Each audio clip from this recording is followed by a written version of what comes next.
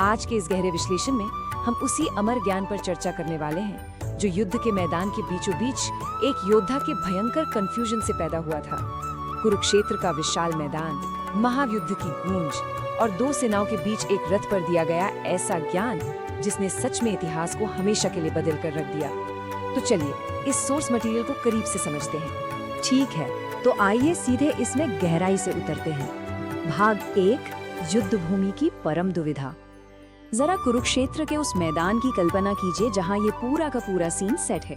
शंख बज चुके हैं, दोनों तरफ की विशाल सेनाएं बिल्कुल आमने सामने खड़ी हैं। हवा में इतना भारी तनाव है कि मानो उसे छुआ जा सके। वैसे ये सोचना ही कितना हैरान करने वाला है कि तीरों की भयानक बारिश शुरू होने से ठीक एक पल पहले इतिहास का सबसे गहरा दार्शनिक संवाद होने वाला है। एक तरफ पांडव, दूसरी तरफ कौरव। ये वो मोमेंट है जहां हर दिल की धड़कन तेज हो जाती है, क्योंकि अब पीछे हटने का कोई भी रास्ता नहीं बचा है। विनाशकारी महायुद्ध बस शुरू ही होने वाला है। और इसी चरम तनाव के बीच सर्वश्रेष्ठ धनुर्धर अर्जुन अपने सारथी यानी भगवान श्री कृष्ण से कहते हैं कि उनके रथ को दोनों सेनाओं के बिल्कुल बीचों बीच ले चले। और सच कहूं तो यहीं पर पूरा गेम बदल जाता है। रथ जब बीच में आकर रुकता है तो अर्जुन सामने क्या देखते हैं?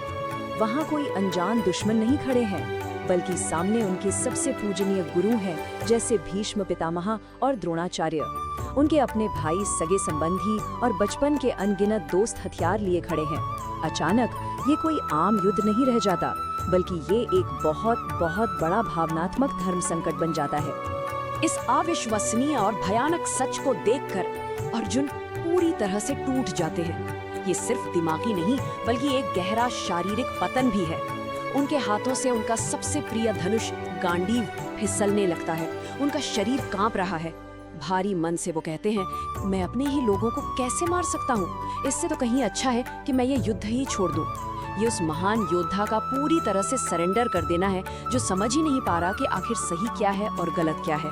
वो इस वक्त अत्यंत गहरे भ्रम और अकल्पनीय पीड़ा से गुजर रहे हैं। भाग 2, आत्मा का सत्य। अर्जुन के इस गहरे शोक और निराशा के ठीक बीच श्री कृष्ण बस मुस्कुराते हैं और यहीं से जन्म होता है उस शाश्वत ज्ञान का। और ये बहुत ही शानदार तरीके से दर्शाता है कि श्री कृष्ण ने सबसे पहले अर्जुन के सबसे बड़े डर पर वार कैसे किया। ध्यान दें, एक तरफ ये नश्वर शरीर है जो टेम्पररी है, जिसे एक न एक दिन नष्ट होना ही है, और उसकी तुलना में दूसरी तरफ है अमर आत्मा। वो आत्मा जो न तो कभी जन्म लेती है और न ही कभी मरती है। ये बिल्कुल शाश्वत है। मृत्यु क्या है? मृत्यु केवल शरीर का बदलना है, आत्मा का अंत बिल्कुल नहीं। इस परम सत्य को समझना ही उस डर और शोक को खत्म करने का सबसे पहला और क्रूशल कदम है। तो अब बढ़ते हैं भाग 3 की ओर, योग का मार्ग। श्री कृष्ण यहीं नहीं रुकते, बल्कि वो इस अल्टीमेट मॉरल दुविधा से बाहर निकलने के लिए कुछ बहुत ही स्पष्ट दार्शनिक रास्ते बताते हैं। तो आइए देखते हैं कि ये ज्ञान आगे कैसे बढ़ता है। इसमें सबसे पहला और सबसे अहम सिद्धांत है कर्मयोग। श्री कृष्ण बिल्कुल क्लियर कर देते हैं कि इंसान का अधिकार सिर्फ और सिर्फ उसके कर्म करने पर है, उस कर्म के फल या रिजल्ट पर कभी नहीं। बिना फल की चिंता किए अपना फर्ज निभाना, बस यही कर्मयोग है। अर्जुन का काम एक योद्धा के रूप में धर्म की रक्षा के लिए लड़ना है। और सच कहूँ तो ये बात आज की मॉडर्न लाइफ में भी 100% फिट बैठती है। चाहे वो काम की टेंशन हो या फ्यूचर का डर, रिजल्ट की चिंता छोड़िए और सिर्फ अपनी वर्तमान प्रक्रिया पर फोकस कीजिए। इस पूरी क्लैरिटी के 3 मेन पिलर्स हैं, जिन्हें इस सोर्स मटेरियल में बहुत ही बारीकी से समझाया गया है। पहला है समभाव, यानी सुख हो या दुख, प्रॉफिट हो या लॉस, हर सिचुएशन में बिल्कुल बैलेंस्ड रहना। जब माइंड डिस्टर्ब नहीं होता तो वही सच्चा योग है। दूसरा है ज्ञान योग, यानी उस अल्टीमेट ट्रुथ को जान लेना जिससे सारा का सारा संसारिक मोह हमेशा के लिए खत्म हो जाए। और तीसरा है भक्ति योग, पूरे सच्चे दिल से उस डिवाइन पावर को याद करना। ये तीनों ही रास्ते हमारे दिमाग को हर तरह के कंफ्यूजन और इल्यूजन से पूरी तरह आजाद कर देते हैं। इसी डीप फिलॉसफी के बीच श्री कृष्ण समय और ब्रह्मांड के पार जाने वाला एक प्रॉमिस करते हैं। वो कहते हैं कि जब जब दुनिया में धर्म का पतन होता है और अधर्म अपनी सारी हदें पार कर देता है, तब तब वो खुद धर्म को वापस स्थापित करने के लिए अवतार लेते हैं। ये सिर्फ अर्जुन के लिए नहीं है, बल्कि पूरे यूनिवर्स के लिए एक बहुत बड़ी गारंटी है कि बुराई कभी भी परमानेंटली जीत नहीं सकती। भाग 4, विराट रूप दर्शन। ये सब सुनकर अर्जुन के मन में एक सवाल आता है, हे कृष्ण, असल में आप कौन हैं? और यहीं से शुरू होता है सबसे mind blowing moment. Shri Krishna अपना विराट रूप यानी कॉस्मिक फॉर्म प्रकट करते हैं। ये एक ऐसा नजारा है जो सच में अर्जुन के होश उड़ा देता है। इसका स्केल इतना विशाल, इतना डरावना और साथ ही इतना खूबसूरत है कि शब्दों में बताना मुश्किल है। इस एक अनंत रूप के अंदर अर्जुन को पूरा का पूरा ब्रह्मांड दिखाई दे रहा है। सारे के सारे देवता, सारे ग्रह और टाइम का पूरा लूप, अतीत, वर्तमान और भविष्य, सब कुछ उसी एक जगह मौजूद है। ये अर्जुन को बहुत गहराई से रियलाइज कराता है कि हम सब बस एक बहुत ही बड़ी कॉस्मिक प्लानिंग का छोटा सा हिस्सा है। भाग 5, युद्ध के लिए तैयारी। अब हम वापस कुरुक्षेत्र के उस छोटे से रथ पर लौटते हैं। इस विराट दर्शन के बाद रथ पर खड़ा अर्जुन अब वो अर्जुन बिल्कुल नहीं रहा जो कुछ मिनट पहले था।